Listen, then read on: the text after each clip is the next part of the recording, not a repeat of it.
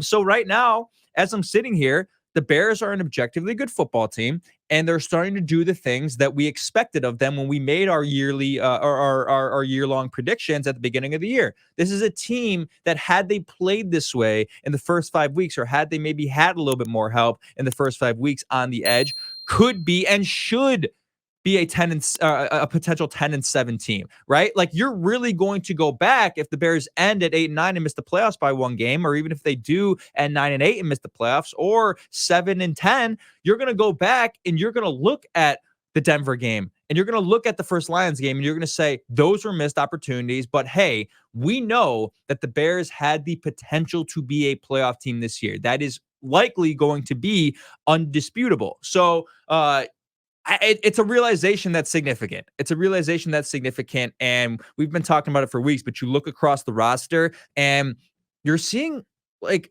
a relatively complete football team. Like, on both sides of the ball, at receiver, at running back, at quarterback, at offensive line, secondary, front four, linebackers. It is a complete football team, and I think the difference now is they are starting, and it's maybe a little bit delayed, they're starting to learn how to win. And that's a very, very dangerous thing for the opponents that had to face the Chicago Bears the next 4 weeks, and for some of these teams on the playoff bubble, because I think if you look at the teams, let's do this real quick because I'm getting ahead of myself and I'm getting excited. If you look at the teams above the Bears in the playoff picture, so let's just paint the picture for people listening right now. The Vikings somehow win 3-0 against the Raiders. I mean, it would have been beautiful if they lost, but they're 7-6 with a fluctuating QB situation. Nick Mullins came in for Josh Dobbs. I can't imagine the Vikings are going to end in the playoffs. Like, I really can't imagine the way their offense looks right. I don't know how you could make that argument. Right. So they're 7-6 at the 6th seed, and then the Packers are 6-6. Obviously, we're recording this on Monday, and they have yet to play the Giants on Monday night in New York. And then after that, you have the Rams, who are 6-7. He had a huge loss, not a huge loss, but a huge loss for us, that they lost to the Ravens in overtime. Then the Seahawks 6-7, the Falcons 6-7, the Saints 6-7. And sure, the Bears lost to the Saints, but Tyson Bagent was there, and the Bears are clearly a different team now. And then you have the Bears 5-8 right after the Saints at the 12th seed. So I'll give you those teams: Rams, Seahawks, Falcons, Saints. The Rams are still an objectively good football team, I think. Yeah. But is the path is there. Sure. None of those teams are insurmountable. And I'm not going to read the schedules for each of those 4 teams. But when I look at the 5 teams there between, the 4 teams between the Bears and the 7th seed in the NFC, I think you can make a serious argument that the Bears right now are playing the best out of all of them. And that is a significant realization, and it gives you hope for what can happen the next 4 weeks.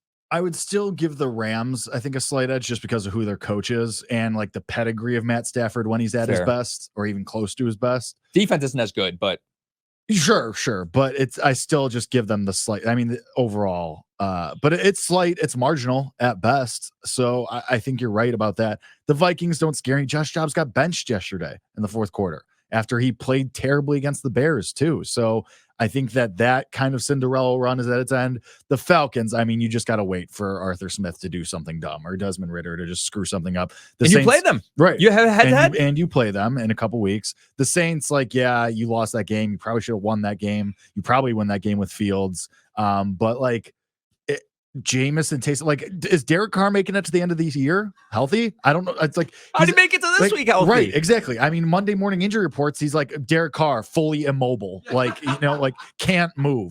Derek Carr still hasn't left whatever their stadium, the Superdome yet, because he cannot move. It's just it's ridiculous. So yeah, you're right. You still need things to break your way, but there's a path, and you just got to win your games. And even if you I know if you win, let's say you win out, or you go 3-1 down the stretch here, and let's say you miss the playoffs by a game. Those 2 games, the Lions and the Broncos specifically, are going to loom very, very large. And I think that when you look at how do you evaluate then Eberflus in that scenario? Because you got out to this 2-7 start and you were brutal, but then you have this stretch down the road where you may end up going 6-0 or 5-1 down the stretch. So it's you kind of have to take both of those things. Mm-hmm. Does it mean more that the winning streak happened at the end? Does it mean less that the losing streak or whatever, that a terrible start Is it more indicative of a lack? Like, are you afraid that that's going to happen again and the lack of preparation? So those are questions that we'll have to answer. There's still obviously 4 games left to play. So who knows how these can go? You obviously have a path. You are hopeful that you can run the table, that you can win out, that you could go 3-1 down the stretch here, 5-1 overall down the stretch over your last 6. So those are questions that we'll have to ask later. But you're right. I mean, you can compete with all these teams that are currently in the mix for the 7 seed, especially you mentioned the Seahawks. If Geno Smith isn't going to be healthy, they're vulnerable. Their defense is vulnerable. So it's there. The path is there. I can't argue with that. Usually I'm on the show telling Kevin Lapka that he's crazy or that there's no way or that he's being overly optimistic. I see it. I see it. And I know I haven't been the biggest Justin Fields guy on the show, but this is what I asked for: consistency. The stat line doesn't blow you away from yesterday. 19 for 33, 1 touchdown through the air, 58 yards on the ground and touchdown on the ground too.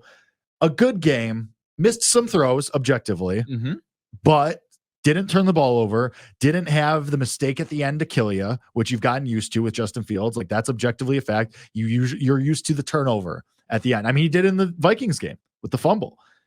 Played a clean game, didn't give the ball away, played, and this is what everyone's going to talk about: the offsides, the go route to DJ Moore, the DJ Moore second touchdown. That's growth. I mean, he'd never been able to do that before. Never been able to draw anyone off sides. Never been able to hit that free play for a touchdown where you can decline the penalty. Never happened before with Justin Fields. It's growth. So it's steps in the right direction. Now this is where I drop back and I put a bucket of cold water on everybody. Still 4 games. But if he plays well, if he keeps playing, even if he plays like this, if he puts up this exact stat line over the next 4 games, you're happy with it. You're taking Marvin Harrison Jr. number 1 overall.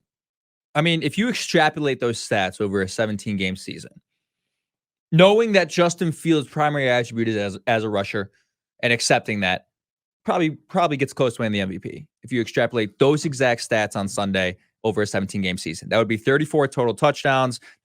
He'd probably obviously need more touchdowns and a couple more yards, right. But he would be around 3,400 yards and 700 rushing yards. Like, he'd be a Pro Bowler and be in the conversation at least this year with the way the MVP award has shaken out with no clear favorite and whatnot. So you can't go wrong with it. And the thing that I've been saying, I don't know if I've really said on this podcast, but we've heard people like Troy Aikman say he thought, at least after the Vikings game, when he came on Parks and Spiegel on 670 Score, that the Bears had already made their decision, that the 5 games wouldn't change anything. And I think that's completely not true, because we know Justin Fields has the ability to put up large statistical performances that haven't equated to wins. The key difference, and I truly think what the Bears have been looking for, and we can argue about whether wins are a quarterback stat or not, is that's the only thing you haven't been able to do in the NFL. You have been able to hold on to the ball in the fourth quarter, show that you can make game-winning drives, and show that you can hang on and win football games consistently. So a week ago, he does the game-winning drive thing. It's not a great statistical game, but they did what they've been looking for, or he did what they've been looking for out of him,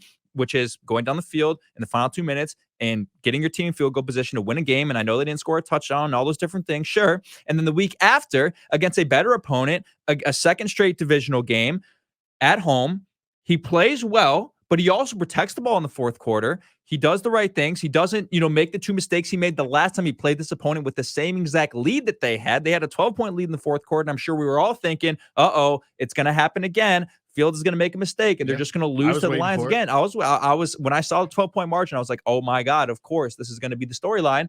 But hold on to the ball and a second straight win, and they control the game. So you've already seen, right? If we talk about the last 5 games being an evaluation period, you've already seen 2 things in the 2 of these last 5 games that he hasn't really shown in his first 2 years in the NFL. So that is significant. And I think it's still evolving, right? It's still, if he can show consistently now, if we talk about winning out, we talk about getting to 8-9 and show consistently that he can win game over game over game, you're going to just be at a point where you just can't move on. You just can't. It would be unjustifiable. I think it's unjustifiable at this point, but there's still the potential for things to go south the next 4 games. There's still the potential for regression to occur or whatnot. I don't think that's going to happen, but you can't deny that it's a possibility. Obviously, everything's a possibility, but at this point, if you had to make the decision today, it's unjustifiable, but there's 4 more games. It's still evolving, but you're seeing the things that you haven't seen from him and the things that we've been